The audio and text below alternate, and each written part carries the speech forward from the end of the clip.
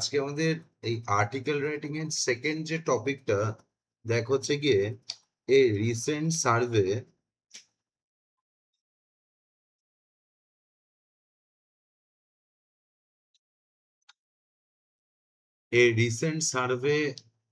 by the Ministry of Health showing that the growing tendency of obesity among children today is caused by addiction to junk food and lack of physical exercise. তাহলে দেখ এটাও কি একটা news, তাই তো? আর obviously এই নিউজের এগেইনস্টে আমাদের টপিকটা কি দেখ, it adversely affects their learning power, write a speech in about 150 words to be delivered in the morning assembly of the school, highlighting the importance of good health and motivating the children to eat healthy and balanced diet.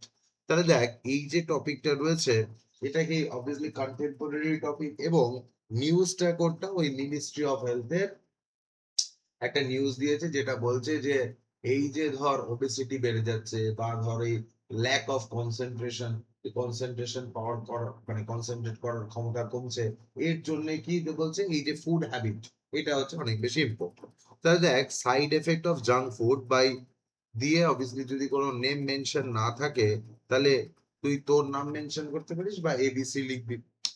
তো দেখ 11C বা 11 science arts commerce যে কোনো একটা লিখবি। দেখ respected principal, vice principal and the teachers and dear friends, good morning. I am grateful to the principal of Dr.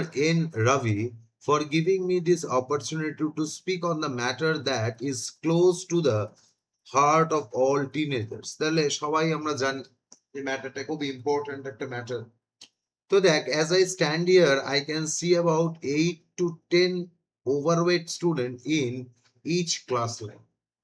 তা আমরা দেখি যে প্রত্যেক ক্লাসে দেখবে এরকম 8-10টা বাচ্চা থাকে যারা একটু মোটু টাইপ হয়, ঠিক আছে? And surely they are embarrassed and have become the butt of jokes. এই butt of jokes হচ্ছে একটা ফ্রেজ, মানে কি যাদেরকে দেখবে টার্গেট করা হয় তাদের নিয়ে লোকজন একটু হাসাহাসি করে, মজা করে, তাদেরকে ডোরেমন বলা হয়, ঠিক আছে? তো দেখ to look fit and trim is vital for good personality. And friends, I want to look at your daily routine and see what you are doing to get this bulky figure. And are you excessive to fond of cold drinks, pizzas or hamburgers?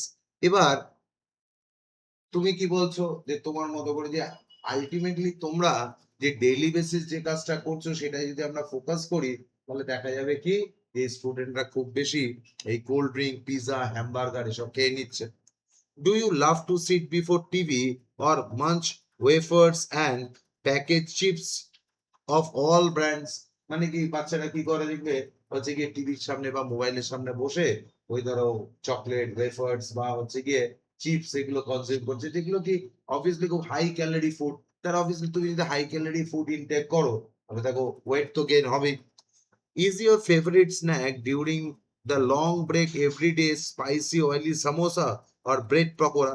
Otherwise তুমি samosa, bread pakora যদি খাও তাহলে দেখো মোটা তো হতেই হবে।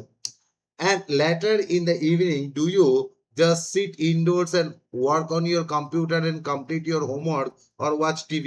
এবার দেখো যেটা আজকের দিনের বাচ্চাদের সব থেকে বড় প্রবলেম, তারা কি ফিজিক্যাল এক্সারসাইজ করে না, কম কম ফিজিক্যাল এক্সারসাইজ করে। আর অবভিয়াসলি এটা হচ্ছে গিয়ে বাচ্চাদের আরো মেজর প্রবলেম। তাহলে কি বিকেল বেলা ধরো বাড়ি বসে হোমওয়ার্ক করছে বা ধরো টিউশনস যাচ্ছে বা হচ্ছে গিয়ে কি করছে, হচ্ছে গিয়ে ওই বাড়িতে বসে গেমস খেলছে, তাই না? কম্পিউটার স্ক্রিনে বসে অনেক টাইম চলছে। তাহলে দেখো if the answer to this question is yes, you know why you have this আনগেইনিংলি ফিগার। অবভিয়াসলি দেখ এই আনগেইনিংলি ফিগার মানে যেটা তুমি চাইছো না সেটা গেইন হয়ে গেছে। তাহলে অবভিয়াসলি তুমি কোল্ড ড্রিঙ্কস খাচ্ছ, তুমি ফাস্ট ফুড খাচ্ছ, তুমি হাই ক্যালোরি ফুড ইনটেক করছো, আবার কি করছো এক্সারসাইজ করছো না, তাহলে অবভিয়াসলি এই যে ওয়েট গেইনটা কোত্থেকে এসছে আমরা সবাই জানি।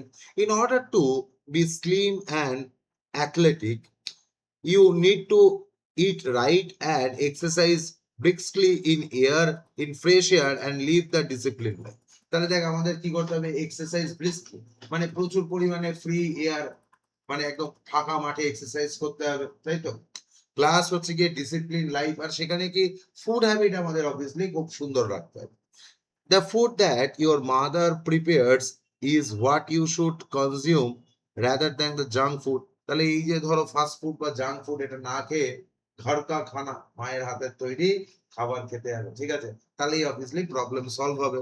তো দেখ, লাস্ট হচ্ছে থ্যাংক ইউ। তাহলে আমরা কি করেছি, ফার্স্টে দেখা হচ্ছে গিয়ে এই যে কারেন্ট অ্যাফেয়ার্স এর টপিকটা সেটাকে আইডেন্টিফাই করেছি, টপিকের প্রবলেমস গুলো লিখেছি, আর তারপরে কি তার একটা সলিউশনস লিখেছি, তাই তো? তাহলে যখনই আমরা এরকম ধরো এই স্পিচ লিখবো, স্পিচ রাইটিং এর সময় আমরা তিনটে জিনিস মাথায় রাখবো। এক হচ্ছে গিয়ে ফার্স্ট অফ অল হচ্ছে গিয়ে এই যে টপিকটা রয়েছে এটা যেন আমার কাছে জানা টপিক হয়। সেকেন্ড হচ্ছে গিয়ে টপিকটা নিয়ে যেন অ্যাটলিস্ট আমি কি করতে পারি, বেশ কয়েকটা পয়েন্টস আমার কাছে যেন মেক করা থাকে। তাহলে ফার্স্টে আমরা কি লিখবো, স্যালুটেশন। স্যালুটেশনে আমরা টপিকটা অ্যাটলিস্ট একটু ইন্ট্রোডাকশন দেবো। তারপর হচ্ছে টপিকটার যে প্রবলেমস গুলো সেগুলো ডিসকাস করবো, আর লাস্টে কি করবো, টপিকের সলিউশনটা নিয়ে ডিসকাস করবো। একবার একটু পর, যদি কোনো অসুবিধা হয় জিজ্ঞেস কর, বলছি।